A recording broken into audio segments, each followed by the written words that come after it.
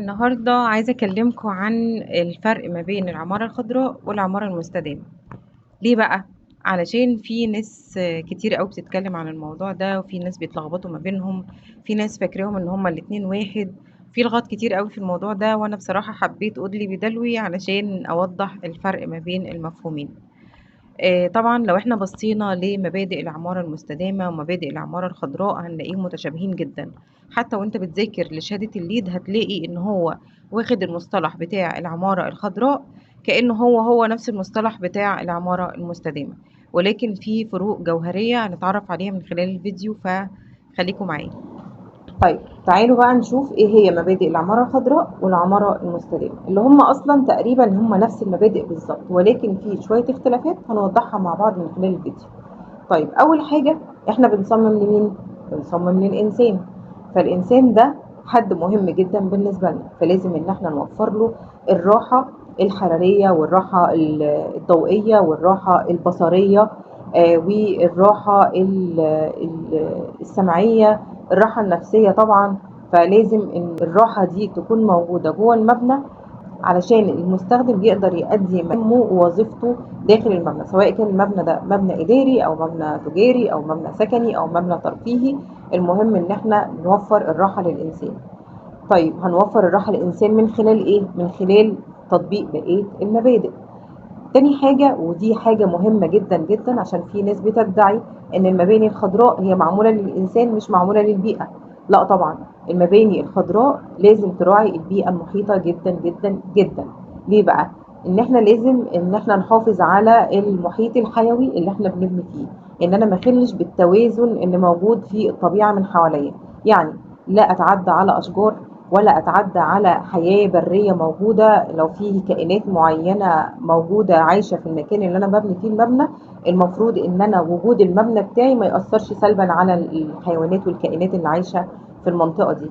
طبعا قطع الاشجار دي جريمة في كل الدول، فدي برضو حاجة مهمة جدا ان انا لازم ان انا احافظ على الاشجار اللي موجودة في المبنى، ان انا المبنى بتاعي ما يكونش ليه اثر سلبي على البيئة.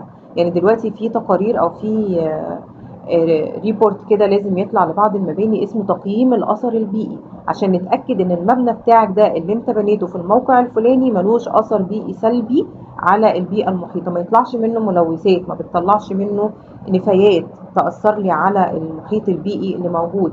فما ينفعش ان انا ابني مبنى عشان راحه الانسان لان هو المستخدم وهو اللي هيعيش في المبنى ده، وفي نفس الوقت يضر لي بالبيئه والطبيعه اللي موجود فيه المبنى. فده طبعا مش منطقي تماما. يبقى اول حاجة انا بصمم للانسان، وطبعا دي معيار مهم جدا جدا لازم ان انا اراعيه. تاني حاجة بصمم في بيئة لازم ان انا ما اثرش عليها اي تأثير سلبي. تالت حاجة ان انا اوفر المية من خلال استخدام المبنى بعد كده، سواء اثناء الانشاء او اثناء التشغيل. ان انا احافظ على نقطة المية دي مهمة جدا، لانه احنا في بلد مثلا، لو انا هتكلم عن مصر او معظم البلاد العربية، عندنا ندرة في المية. فانا ما ينفعش ان انا ابقى في مكان عنده ندرة في المية واهدر المية بشكل مبالغ فيه من غير ان انا اراعي الحفاظ على المية كمبدأ من المبادئ. فطبعا ان انا لازم اصمم المبنى بتاعي يكون قادر ان هو يحافظ على المية بدون هدر. ممكن بقى اعمل تكنيكس معينة عشان اعادة تدوير المية اللي طالعة من المبنى، او من الاول استخدم اجهزة معينة او حاجات معينة جوه المبنى، ممكن نبقى نتكلم عنها بعد كده، بحيث ان هي تساعد على توفير استهلاك المية على مستوى التشغيل بعد كده. رابع حاجة ان انا اوفر في الطاقة. طبعا انا هوفر الطاقة ازاي؟ فاكرين اول نقطة لما احنا قلنا ان احنا هنصمم علشان راحة الانسان؟ يبقى احنا هنشتغل في الاول على ان احنا نستخدم الطاقات الطبيعية او الباسيف ديزاين تكنيكس اللي اتكلمنا عنها في فيديو سابق.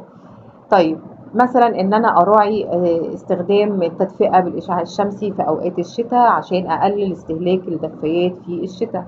ان انا استخدم الطاقات الطبيعية من الرياح والتظليل والاورينتيشن بتاع المبنى، بحيث ان انا اوفر استهلاك الطاقة في الصيف، ان انا ما اخليش كل اعتمادي على استخدام التكييف، لانه الحرارة عندي لا تطاق داخل المبنى. طبعا المواد الداخلة في الانشاء بتاعه المبنى نفسه، الغلاف بتاع المبنى، سمكه والماتيريال بتاعته بيساعد لي في ان انا اقلل استهلاك الطاقة في المباني بعد كده. فدي برضو من المعايير المهمة ان انا ازاي اقلل استهلاك الطاقة جوه المبنى اثناء التشغيل. برضو الاضاءة الصناعية، لان هي برضو حتى وان قلت لكن هي بتستهلك طاقة كبيرة جدا اثناء التشغيل، فانا من الاول لازم ان انا اعتمد على الاضاءة الطبيعية اكتر حاجة.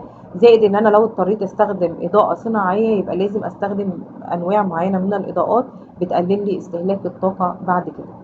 حاجة المواد اللي هي داخلة في الإنشاء مش بس هتأثر لي على استهلاك الطاقة في المباني بعد كده، ولكن هتأثر لي كمان على الانبعاثات اللي طالعة من المواد دي، واللي هتخرج لي بعد كده للبيئة وهتلوثها لي. وهنرجع تاني للنقطة بتاعة الحفاظ على المحيط الحيوي اللي موجود في المبنى. زائد طبعا ان الانبعاثات دي احيانا بتكون انبعاثات مضره بتبقى طالعه من المواد والاجهزه اللي موجوده داخل المبنى، وبالتالي بتساهم في مشكله التغيرات المناخيه على المستوى الطويل. يبقى انا كده لازم برضو اراعي نقطه المواد المستخدمه في المبنى ان ما يكونش ليها اثر سلبي على البيئه او بيطلع منها انبعاثات سلبيه بتاثر على البيئه. يبقى لازم استخدم مواد بيقولوا عنها صديقه للبيئه. طبعا ما ينفعش اكون بعمل كل ده من غير ما اكون اصلا بتكيف مع المناخ اللي هو اصلا بيتغير على مستوى اليوم، بيتغير من الصبح للظهر للعصر بالليل، وبيتغير على مستوى الشهر، بيتغير على مستوى الفصول اللي هو كل 3 شهور، وكمان بيتغير لي على مستوى الطويل اللي احنا بنقول عليه التغيرات المناخيه. فلازم ان انا اكون ببني مبنى بيتعامل مع التغيرات اللي بتحصل على طول، وقادر ان هو يوفر الراحه للانسان ويكون ملوش تأثير سلبي على البيئة. فكل حاجة هتلاقوها ان هي بتتكامل مع بعضها عشان نوصل لنفس الهدف، ان احنا يكون عندنا مبنى بنقول عليه مبنى اخضر. طبعا ما ينفعش ان انا اكون بعمل مبنى اخضر بيراعي الانسان والبيئة وبيتكيف مع المناخ ويختار له احسن مواد صديقة للبيئة، وكمان ما اكونش براعي له الجماليات اللي ليها تأثير إيجابي جدا على نفسية المستخدمين وعلى نفسية الناس اللي بتتعامل مع المبنى بشكل يومي. لازم طبعا ان انا اراعي الجماليات بتاعه المبنى، والا ما هيكون المبنى بيفقد قيمته. ما ينفعش ان هو مبنى يكون قبيح واقول عليه ده مبنى اخضر.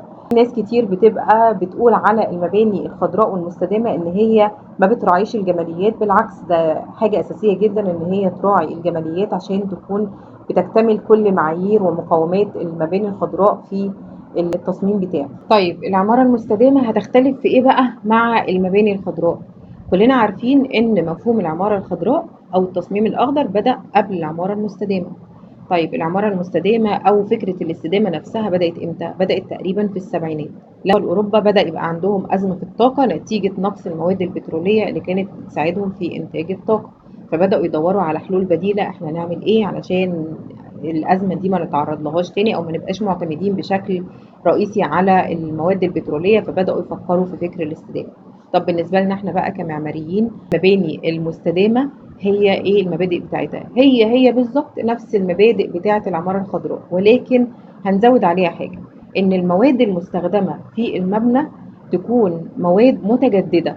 اللي هو ما ينفعش ان انا اجي على حقوق الناس اللي جايه في المستقبل، اخلص بقى على الاشجار اللي موجوده واخلص على كل الموارد الطبيعيه اللي موجوده. يجوا الناس في المستقبل بقى اولادنا واحفادنا بعد كده ما يلاقوش حاجه، يلاقوا الارض صحراء جرداء، يعني لا شجره فيها ولا ماء. يعني ما ينفعش ان انا اخلص لهم كل حاجه قبل ما امشي، اسيب لهم اي حاجه يعني.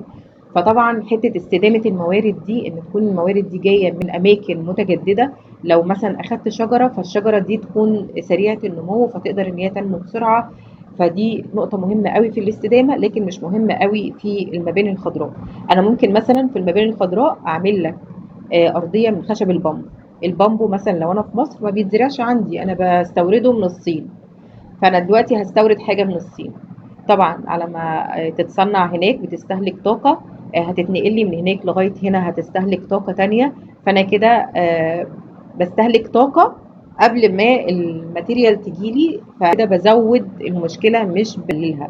ان انا دلوقتي بستهلك طاقة كبيرة جدا عشان استورد المادة دي، فده طبعا عكس مبادئ الاستدامة. ممكن يكون خشب البامبو بينمو بسرعة فهو مكان مستدام، لكن استهلاك الطاقة اللي الحاجة دي هتجيلي بيه من الصين لغاية مصر طبعا كتير جدا وتكلفته كبيرة جدا، زائد الانبعاثات اللي بتسبب لي مشكلة التغيرات المناخية. فهي ليها جوانب كتيرة، ودي بتبقى اسمها في الماتيريال عندنا embodied energy، الطاقة الكامنة.